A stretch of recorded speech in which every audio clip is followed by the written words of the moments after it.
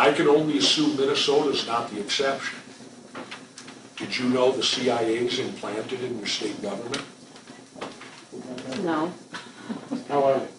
Well, I'll explain. First of all, the CIA mission statement says they're not to be operational within the U.S. So they're violating their mission statement. Well, in Minnesota, only the governor and the chief of staff are aware of it. That there's an implanted CIA person in the Minnesota government at a level to where he doesn't come and go with elections. It's a permanent position. Why? Why do they violate their own mission statement? And I can only assume Arizona. I don't know if you have one, but I don't believe Minnesota is the exception. Did you know who it was in Minnesota? Yes. And what was the position in The Minnesota? position was at a deputy level in one of the, I won't go far enough to say, I won't say names because I'm not going to get Valerie Was it an Plain. agency type position? Well, it's an upper level management position. Okay. That's permanent. In fact, when this person retired, I was then introduced to the new one. They then recruited a new one and had that person implanted in Minnesota government. If you're also not aware, 1 month after I took office, I was requested to the basement of the Capitol where I was interrogated by 23 members of the Central Intelligence Agency, and I was the governor. I went, because being a former military, you kind of feel obligated. You don't know what it's really about.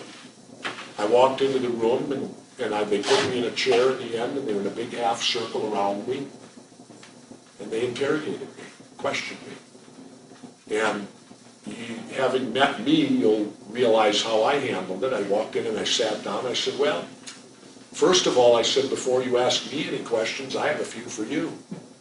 I said, what are you here for? I said, your mission statement says you're not to be operational in the United States of America. Why are you here questioning me? And why are you violating your mission statement? Well, I couldn't get an answer. And that's the way they are. I second said, I want to go around the room. I want you to tell me your name and what you do. And I'm the governor. Half of them wouldn't. Half would. I don't know if they're telling the truth when they said to me. What did they question you about? What was the Well, purpose? okay, when it was over, I went home very puzzled that day. And when I got home, I thought, who can I call that could clear this up for me?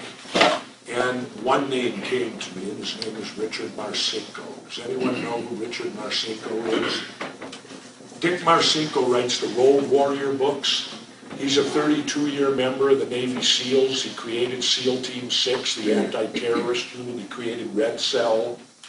And Dick worked very closely and many times with the CIA, whom we in the SEALs lovingly call Christians in Action. That's our slang term for the CIA. We call them Christians in Action. Hey, we're SEALs, come on.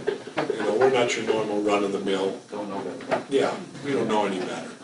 And so I called Dick, and I said, Dick, I just had a meeting, 23 members of the CIA in the bowels of the Capitol. I said, and I can't figure out why they wanted to talk to me. And I said, you're the guy who I probably would have calling because you would have the most intel to me. And Marcinko started laughing on the other end, and I said, he said, I've been out of it now a few years. He said, I can't directly tell you why, but he said, I have a pretty good idea why. I said, tell me, you're leap years ahead of me. He said, they didn't see you coming. And what's the CIA's job? Their job is to do intelligence reports to let the government know trends and things like that so that the high echelon government people can make, hopefully, good decisions based upon intelligence. And when I thought back to the questioning, it was all about how I got elected. He was right on. They wanted to know what I did. I don't know, maybe to stop it from ever happening again. Who knows? But that may be it. I don't know. But that was what the essence of the questions were all about, how I got elected. Da-da-da-da. And like Dick said, they didn't see you coming. And he said, they want to know now, is there going to be 6 more independent governors on the horizon? What is going on here in the U.S.? Then I'll tell you the best story. which is in the book also. I'm ruining the book. Which is available for sale tonight. Yes, When I and went it's to well worth Cuba, it. when I went to Cuba over my country's objections, or the administration's objections, I was there for 5 days, and Castro gave me 3 of his personal bodyguards and an interpreter. I had my 2 regular bodyguards, and ironically, Castro allowed my guys to carry their guns the entire time they were in Cuba, except when I met with him.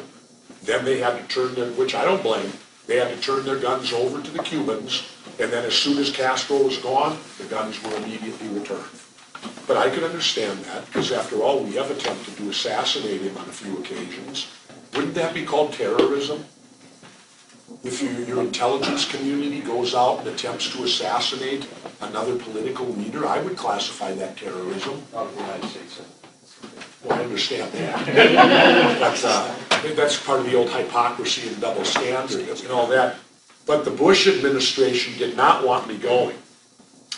And when I returned, I actually thought about contacting President Bush and seeing if he would okay my passport again. By the way, they suspended my wife's passport. They would not allow her to accompany me. Now, aren't we home of the brave, land of the free? My wife was not allowed to go to Cuba with me. Word came, Castro apparently has informants everywhere. I guess when you're a dictator, that's standard operating procedure. And an informant came up to him, or came up to one of my 3 bodyguards and whispered something. The bodyguard then told the interpreter, who told my guys, who then told me. The informant said that I was being tailed by CIA operatives. Now I'm in Cuba, right? And the Cubans wanted to know if I wanted to lose them. Now I found that real strange. Here I am, a U.S. governor. I haven't done anything wrong, and I'm being tailed by my own intelligence community, and they didn't tell me. And the Cubans are offering me a way to lose them. Join you at the table. You know, What did you say? I said no. I said we're not doing nothing wrong. I don't. What are they going to report back? I said ignore them. We're going to have fun. We don't. I'm not going to. And so we went on with the night. Well, got back to the United States. I'm in my office in the Capitol, and I look at my schedule, and there's this 2 o'clock meeting on my schedule that's blank. So I pulled my chief of staff in, and I go, Stephen, what's this 2 o'clock meeting? Everything else has got what it is. This 2 o'clock meeting's blank, and my chief of staff kind of rolls his eyes. He goes, CIA. I said, oh, okay. Well, I knew, because they didn't need debriefing. I understand how it works. They came in, and I'd met them before. And in fact, the guy I met is the head of the whole region.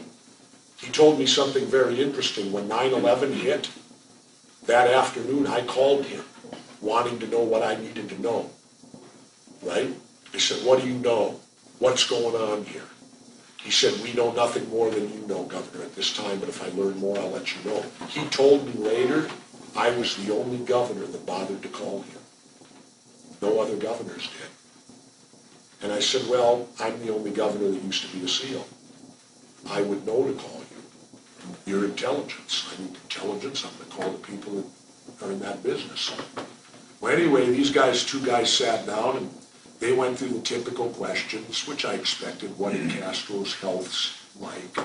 Did he seem to have all his mental capacities? All the typical questions, and I answered them all honestly. And they were finished then, and they're very formal. They're very, the way they should be, with respectful and everything like that. And when they were finally done, they said, Governor, thank you very much. We're all done. And I said, you all done? You all finished? You don't want to ask me nothing more? They said, no. I said, there's nothing you want to tell me or anything else? Go, no, sir. I said, okay. I said, well, now I got something to tell you. And I said, I'll leave this up to your discretion. You take it where you think it needs to go. And I looked right at him and I said, if you ever put a tail on me again without telling me, I said, you're going to find your tail floating in the river. I said, now you take that back to whoever needs to know it. I was pissed.